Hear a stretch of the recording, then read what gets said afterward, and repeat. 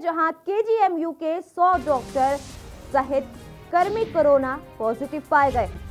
12 अप्रैल से केजीएमयू की ओपीडी बंद की जाएगी।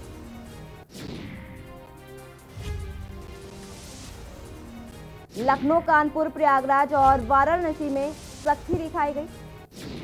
कोरोना ने एक बार फिर अपना रिकॉर्ड तोड़ दिया है। वहीं लखनऊ से बड़ी खबर हम आपको दिखा रहे हैं। बिना मास्क वालों को पर कार्रवाई होगी, चालानी कार्रवाई होगी।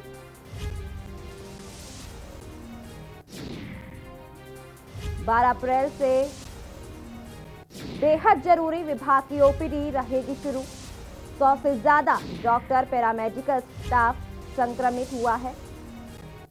लखनऊ से बड़ी खबर हम आपको दिखा रहे हैं, जहां केजीएमयू की इमरजेंसी सेवाएं चलती रहेंगी। सीएमएस एसएन संघवार ने लिया फैसला। कोरोना की चपेट में आए केजीएमयू के डॉक्टर। 12 अप्रैल से केजीएमयू की ओपीडी बंद की जाएगी।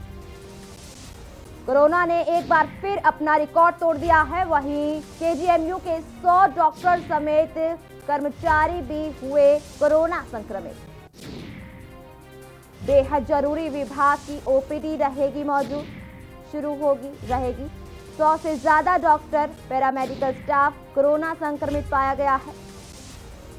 इस वक्त की बड़ी खबर हम आपको दिखा रहे हैं लखनऊ से, जहां कोरोना ने एक बार फिर पैर पसार लिए हैं अपने। कोरोना की चपेट में केजीएमयू के डॉक्टर आ गए हैं। 12 अप्रैल से केजीएमयू की ओपीडी बंद की जाएगी। केजीएमयू के 100 डॉक्टर समेत कर्मी कोरोना पॉजिटिव पाए गए हैं। इसी के चलते ओपीडी बंद की जाएगी 12 अप्रैल से। वहीं बेहद जरूरी विभाग की ओपीडी ही शुरू हो रहेगी।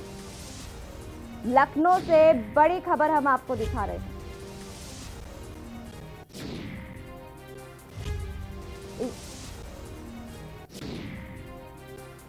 इसी खबर के साथ हमारे साथ जुड़ चुके हैं प्रमुख संवाददाता अभिषेक सिंह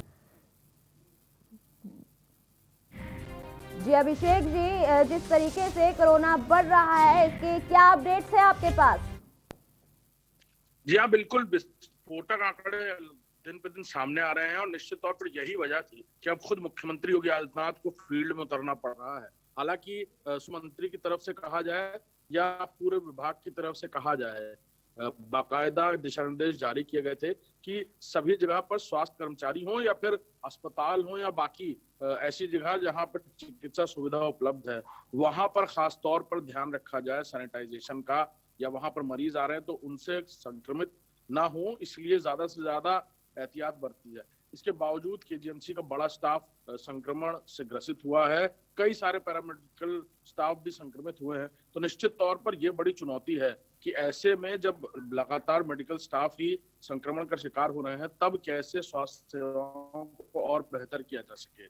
लेकिन केजीएमयू को खास तौर पर लखनऊ की बात की जाए तो उत्तर प्रदेश की राजधानी होने के नाते सभी स्वास्थ्य सेवाओं से लैस किया जा रहा है और खास तौर पर कोविड-19 को लेकर के जिस तरह से संक्रमण विस्फोटक तरीके से फैला है, बेहतर से बेहतर सुविधा दिया जा सके और लोगों को जो आइसोलेशन में है उन तक मेडिसिन पहुंचाई जा सके, ऑक्सीमीटर पहुंचाया जा सके, या फिर जो लोग अपना टेस्ट कराते हैं उनकी टेस्ट रिपोर्ट जल्दी से जल्दी उन तक पहुंचे, चाहे वो ई सुविधा के माध्यम से व्हाट्सएप या ईमेल के जरिए, ताकि उन्हें आना ना पड़े। अगर वो निगेटिव भी होता है तो वहां पर अपनी रिपोर्ट्स फिजिकली प्रेजेंट होकर लेने की वजह से कहीं वो कोविड का शिकार ना हो जाए। तो निश्चित तौर पर ये सारी वो बातें हैं जिनका ध्यान रखा जा रहा है। और खास तौर पर नाइट कर्फ्यू की शुरुआत की गई है 13 जनपदों में, जिसमें लखनऊ है और बाकी कॉस्मोपॉलिटन शहर भी शामिल किए गए हैं। लेकिन इन सारी चीजों के बाद भी कोविड जिस तरह से विस्फोटक तरीके से सामने आए हैं आंकड़े, मृत्यु दरें सामने आ रही हैं, दिन पे दिन बढ़ते जा रहे हैं केसेस, तो निश्चित तौर पर एहतियात बरतने की जरूरत है और कहीं ना कहीं लापरवाही एक बड़ा कारण बना है। जी अभिषेक जी, जिस तरीके से कोरोना एक बार फिर अपने पैर पसार रहा है, वहीं लखनऊ में देखा जा रहा है कि इस तरीके से दिन पर दिन कोरोना बढ़ रहा है। वहीं अब हम देख रहे हैं कि डॉक्टर भी कोरोना संक्रमित पाए जा रहे हैं। तो अब सवाल ये उठता है कि जब डॉक्टरों का ये हाल है तो आम जनता का क्या होगा? यहाँ बिल्कुल सबसे डराने वाली बात यही है कोविड-19 के साथ कि जिन डॉक्टर्स ने लगातार रहकर लड़ाई लड़ी उस कोविड-19 से, उस दौरान जब पूरी तरह देश में भी लॉकडाउन था, उत्तर प्रदेश की बात की जाए, और अब वही डॉक्टर, वही स्वास्थ्यकर्मी कोविड-19 का शिकार हो रहे हैं। हालांकि उनमें से कई एक हैं जो पहली डोज भी ले चुके हैं, लेकिन उसके बाद भी वो कोविड का शिकार हुए हैं। तो निश्चित तौर पर कहीं ना कहीं ये बात भी साफ है कि कोविड संक्रमण जो है वो अपने आप में वैसे भी बहुत अनोखा बताया जा रहा था, क्योंकि वो बॉडी में जाकर म्यूटेट करता है। वो बीमारियां जो पहले से होती हैं किसी के शरीर में, उसे और जाकर कैटलिस्ट की तरह बढ़ाता है। तो निश्चित तौर पर डॉक्टर्स या स्वास्थ्य कर्मचारियों को कोविड होना अपने आप में बहुत बड़ा सवालिया निशान खड़ा कर रहा है, और यही सबसे बड़ी वजह है कि कहीं ना कहीं लापरवाही जरूर बरती गई होगी, क्योंकि उन्हीं अस्पतालों में कोविड पेशेंट भी मौजूद थे, उन्हीं अस्पतालों में डॉक्टर्स लगातार इलाज कर रहे थे। तो निश्चित तौर पर उन्हें अपने आप को आइसोलेट करना या अपने आप को ज्यादा से ज्यादा सैनिटाइज करना या उस रेंज से दूर रहना जहां से कोविड उन तक पहुंच पाए, निश्चित तौर पर उनके लिए करना बहुत अहम था। लेकिन इसके बावजूद डॉक्टर और स्वास्थ्य कर्मचारी जो भी कोविड पॉजिटिव हुए हैं, उन्हें पूरी तरह से आइसोलेट किया गया है। कहीं से डॉक्टरों को कमी ना हो पाए, स्वास्थ्य कर्मचारियों को कमी ना हो पाए, इस बात का भी खास तौर पर ध्यान रखा जा रहा है। जी अभिषेक जी, जैसे अभी आज से 3 दिन पहले खबर सामने आ रही थी कि केजीएमयू के 40 डॉक्टर भी संक्रमित हुए थे, तो इसको लेकर के स्वास्थ्य विभाग ने कुछ कड़े रुख अपनाए। जी हाँ, बिल्कुल। बाकी जितने भी, जैसा मैंने पहले भी जिक्र किया, कि जितने भी अस्पताल हैं, स्वास्थ्य केंद्र हैं, जहाँ भी चिकित्सा सुविधा उपलब्ध है, वहां पर बाकायदा स्वास्थ्य विभाग की तरफ से गाइडलाइंस जारी की गई है कि जो लोग भी एसिम्प्टोमेटिक हैं वो अस्पताल आना बंद करें, या फिर जिन्हें हल्का से भी सिम्टम महसूस हो रहे हैं, या जो लोग पहले चरण की कोविड वैक्सीन लगा चुके हैं उसके बाद भी उन्हें महसूस हो रहा है कि वो कहीं से कोविड संक्रमण का शिकार हुए हैं, क्योंकि डॉक्टर्स बेहतर समझ पाएंगे, क्योंकि वो उस बीमारी का इलाज कर रहे हैं या उस बीमारी से लड़ रहे लोगों को इलाज देने की कोशिश कर रहे थे। तो निश्चित तौर पर सिम्टम्स ज्यादा बेहतर समझ आ पाएंगे। और साथ ही साथ जहां पर भी जिन भी अस्पतालों में इस तरह की घटनाएं हुई हैं या संक्रमित पेशेंट्स पाए गए हैं कोविड से, स्वास्थ्य कर्मचारियों की बात की जाए, डॉक्टर्स की बात की जाए या बाकी स्टाफ की बात की जाए, वहां पर अतिरिक्त स्टाफ भेजा जा रहा है, बाकी जगह से स्टाफ डिप्लॉय किया जा रहा है, बाकी अस्पतालों से भी मदद ली जा रही है। खासतौर पर प्राइवेट अस्पतालों की भी इस बार मदद ली जा रही है स्वास्थ्य विभाग की तरफ से, कि कहीं से भी कोई चूक ना होने पाए। अस्पतालों में अगर मरीज पहुंचते हैं तो वहां पर कहीं से भी डॉक्टर या स्वास्थ्य कर्मचारियों की कमी ना होने पाए। जी अभिषेक जी, हम आपसे जानना चाहेंगे कि जिस तरीके से 100 डॉक्टर समेत कई कर्मचारी भी कोरोना पॉजिटिव पाए गए हैं, तो इस वक्त जो केजीएमयू के अंदर जो वातावरण है या क्या कुछ देखने को मिल रहा है अंदर, क्या कुछ व्यवस्थाएं की गई है कोविड-19 को देखते हुए? जी हाँ, बिल्कुल। वैसे भी KGMU king George medical university Lucknow में कहा जाए या पूरे देश में कहा जाए खासी मशहूर है, क्योंकि उत्तर प्रदेश में किंग जॉर्ज मेडिकल यूनिवर्सिटी के अलावा लंदन में एक किंग जॉर्ज मेडिकल यूनिवर्सिटी है। तो यही अपने आप में बहुत बड़ी बात है। अंग्रेजों के देश में रहने से पहले, यानी आजादी से पहले से किंग जॉर्ज मेडिकल यूनिवर्सिटी का स्वरूप। और सबसे बड़ी बात यह है कि उत्तर प्रदेश के बड़े मेडिकल कॉलेजेस में नाम शुमार होता है। वहां पर ज्यादा से ज्यादा बेहतर स्वास्थ्य सेवाओं और इलाज के इंतजाम किए गए थे, और वहां पर जब डॉक्टर संक्रमित एक के बाद एक पाए जा रहे तो निश्चित तौर पर थोड़ी पैनिक की सिचुएशन जरूर आई थी शुरू में, लेकिन उसके बाद इस बात का खास तौर पर ध्यान रखा जा रहा है कि बीमारी और संक्रमण किसी को देख के क्योंकि नहीं होती, लिहाजा वहां पर जो भी डॉक्टर्स हैं, डॉक्टर्स के जो रेजिडेंट डॉक्टर्स वहां पर रहते हैं, रहकर पढ़ाई करते हैं, चाहे अपनी पीजी कर रहे होंगे, तो निश्चित तौर पर वो जिनकी ड्यूटी लगाई जाती है उनको खास तौर पर एहतियात, हॉस्टल में, मेस में, जहां पर भी खाने का इंतजाम होता है या रहने का इंतजाम होता है, वहां पर भी सैनिटाइजेशन बार बार किया जा रहा है। खास तौर पर इस बात का ध्यान रखा जा रहा है कि कोई भी कोविड पेशेंट या कोविड वार्ड से होकर आता है तो उसे बेहतर से बेहतर सैनिटाइज किया जाए, पीपी किट बेहतर तरीके से पहन रखी है कि नहीं, इस बात का खास तौर पर ध्यान रखा जा रहा है। जी अभिषेक जी, हम जानना चाहेंगे कि जिस तरीके से डॉक्टर संक्रमित हुए हैं और अन्य कर्मचारी भी संक्रमित हुए हैं, उनको अलग अलग वार्डों में रखा गया है, वहीं जो आने वाले मरीज है जो कोरोना से पीड़ित है, उसके लिए क्या कुछ व्यवस्थाएं की गई है? क्या अलग अलग वार्डों में रखा जा रहा है? किस तरीके से व्यवस्थाएं आगे हो रही है? जी हाँ, बिल्कुल। जैसे ही आंकड़े बढ़े वैसे ही सबसे पहला जो आदेश था सरकार की तरफ से भी, स्वास्थ्य विभाग की तरफ से भी, कि सभी अस्पतालों में बेड बढ़ाए जाए, स्वास्थ्य सेवाएं बढ़ाई जाएं, और खासतौर पर प्राइवेट अस्पतालों को भी इसमें शामिल किया गया है इस बार बड़े पैमाने पर पूरे उत्तर प्रदेश में। लखनऊ की बात की जाए, केजीएमयू की बात की जाए, तो वहां पर पहले से ही बड़ी तादाद में कोविड पेशेंट्स को रखने का इंतजाम किए गए थे। लेकिन इस बार जैसे ही आंकड़े इस तरह विस्फोटक तरीके से बढ़ते हुए नजर आए हैं, मृत्यु दरें भी लगातार बढ़ रही हैं, लिहाजा वहां पर भी अतिरिक्त बेड्स का इंतजाम किया गया है। हालांकि वेंटिलेटर्स की बात की जाए, उसके भी बेहतर इंतजाम किए जा रहे हैं लगातार, लेकिन बड़े पैमाने पर उस तरह के इंतजाम वेंटिलेटर्स के अभी भी नहीं हो पाए हैं। ये बड़ी बात है। और पहले जिस तरह वेंटिलेटर्स वहां मौजूद थे और अब जिस तरह कोविड की वैक्सीन के बाद जिस तरह लापरवाही देखने को मिली और जैसे आंकड़े अब सामने आ रहे हैं, वेंटिलेटर्स की और भी जरूरत पड़ सकती है। लिहाजा वहां पर यह भी इंतजाम किया जा रहा है कि जल्द से जल्द और भी वेंटिलेटर, सुपर स्पेशलिटी वार्ड और भी तैयार किए जाएं। आइसोलेशन वार्ड्स के हालांकि बहुतायत में बनाए गए हैं उस आइसोलेशन वार्ड, यानी कि एसिम्प्टोमेटिक होने के बाद फर्स्ट ग्रेड के जो पेशेंट्स होते हैं उन्हें वहां पर रखा जाता है। बहुत ज्यादा हालत बिगड़ने पर आईसीयू, एनआईसीयू या वेंटिलेटर्स पर भेजने की बात होती है। तो निश्चित तौर पर उसको लेकर के केजीएमयू, खासतौर पर लखनऊ की बात की जाए, वहां पर बेहतर से बेहतर इंतजाम हो पाए। अगर वहां पर मरीज पहले से भी मौजूद है या वहां पर पहुंचता है तो उसे किस कैटेगरी में वहां पर इलाज की जरूरत है, उस तरह से वहां पर स्वास्थ्य कर्मचारी और डॉक्टर्स को बाकायदा निर्देशित किया गया है। जी अभिषेक जी, जिस तरीके से कोरोना बढ़ रहा है उसको लेकर के वैक्सीन भी आई है और लोगों को वैक्सीनेशन भी हो रहा है, लेकिन इसके बावजूद भी केसेस बढ़ते नजर आ रहे हैं, तो इसकी क्या बड़ी वजह देखने को मिल रही है? यहाँ बिल्कुल मुख्यमंत्री की तरफ से बाकायदा आदेश दिए गए थे, मुख्यमंत्री योगी आदित्यनाथ की तरफ से, कि अब अलग अलग विभाग, अलग अलग जो कर्मचारी हैं उन्हें एक अलग कैटेगरी में रखकर वहां पर ही वैक्सीनेशन प्रोग्राम हो, चाहे उसमें पत्रकार हो, पुलिस हो, स्वास्थ्य कर्मचारियों की बात की जाए या फिर प्राइवेट जो ऑफिस होते हैं वहां की बात की जाए, तो वहां पर भी जाकर इस तरह से वैक्सीन को लगाया जाए, वहां डोर टू डोर इंडोर्समेंट हो पाए ताकि लोग खुद भी जाकर के कोविड वैक्सीन लगाए।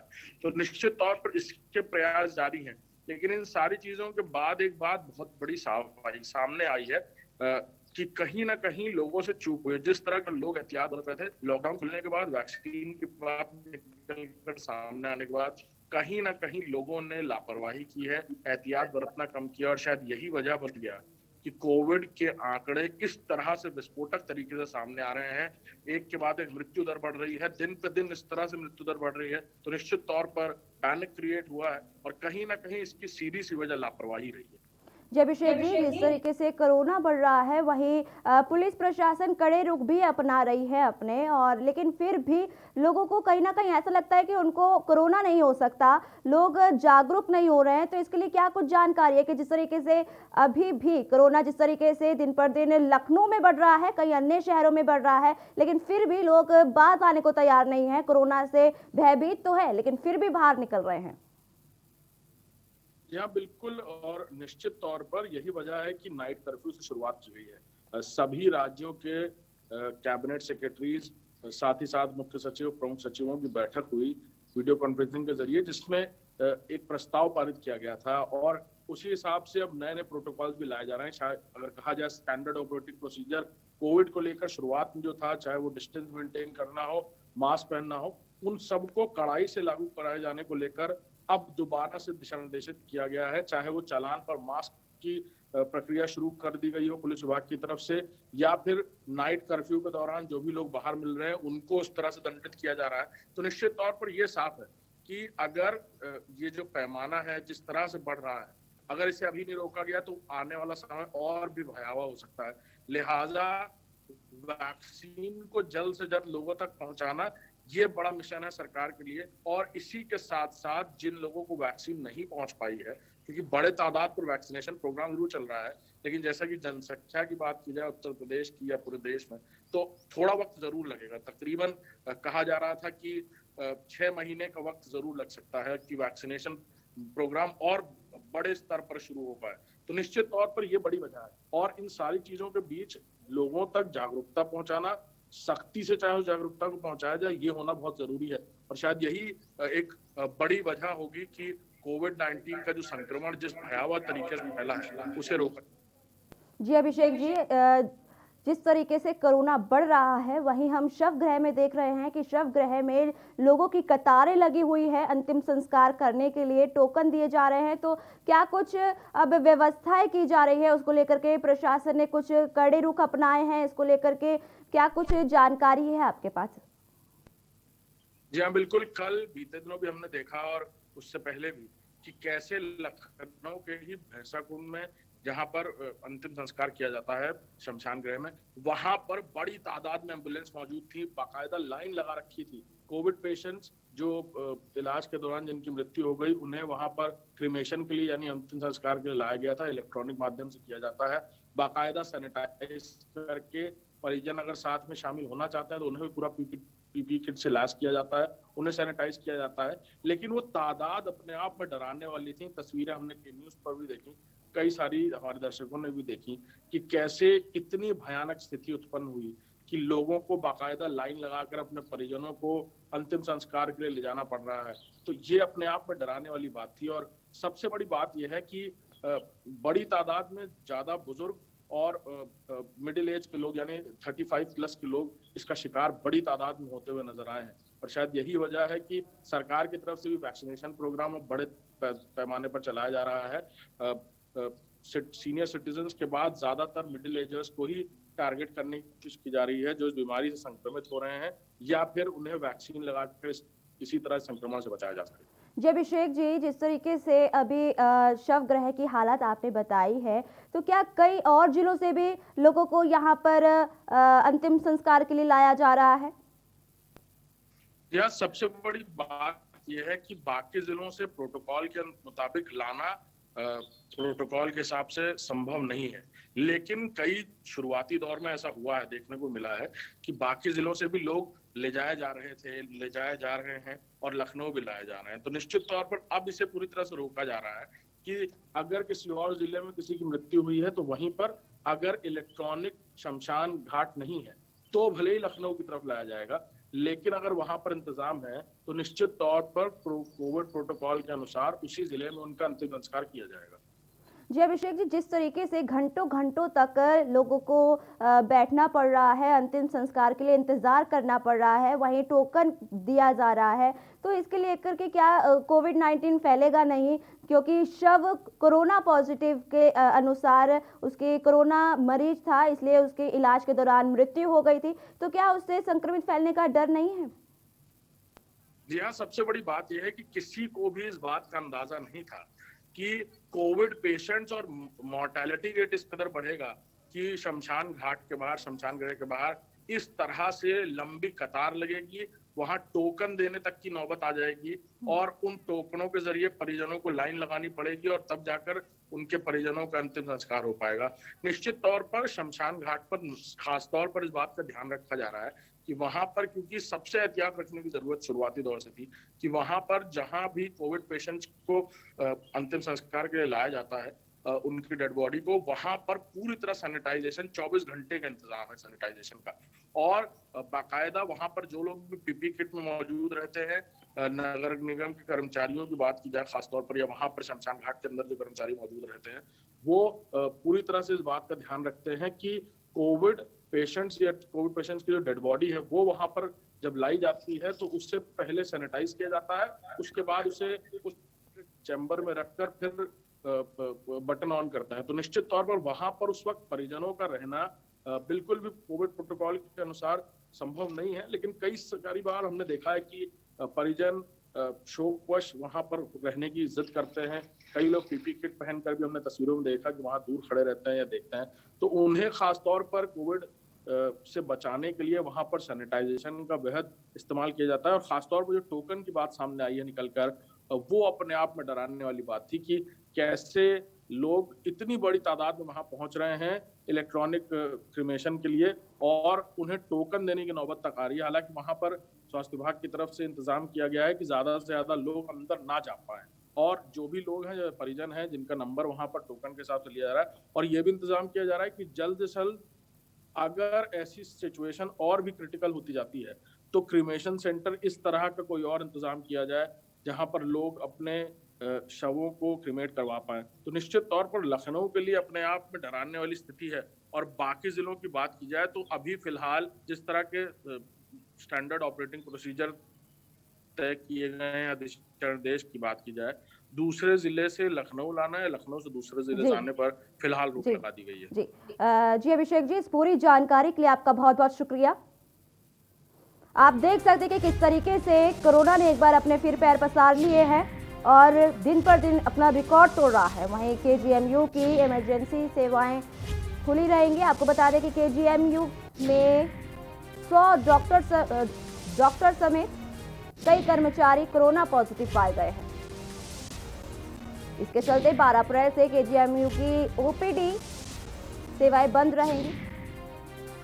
लखनऊ से बड़ी खबर हम आपको दिखा रहे थे, जहां 12 अप्रैल से केजीएमयू की ओपीडी बंद की जाएगी।